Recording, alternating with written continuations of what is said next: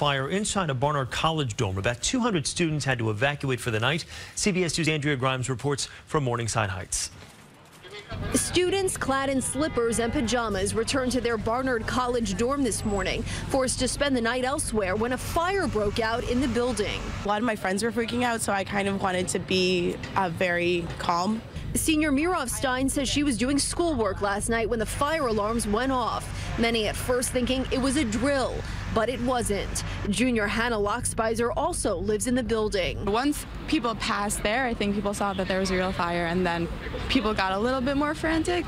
She's talking about passing the courtyard where students saw flames in the back of the building. But it appears the extent of the damage is at the front, where Ollie's Noodle Shop and Grill sits on the ground floor, and where witnesses describe hearing an explosion. A Con Edison spokesperson confirms this was not gas-related. The FDNY says it got the call around 11 o'clock, and it took over an hour and a half to get the fire here at West 116th and Broadway under control.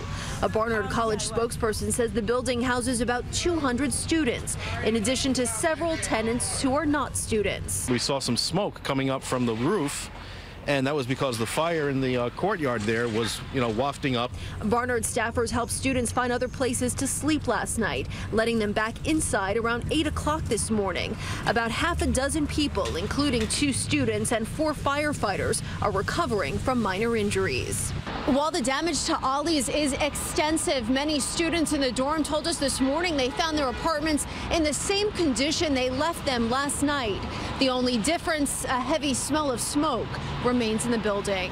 In Morningside Heights, Andrea Grymes, CBS 2 News. A Barnard spokesperson says heat and hot water should be back on in the building by early this evening. There is no word yet when the gas will be back on. The FDNY is still investigating exactly where that fire started.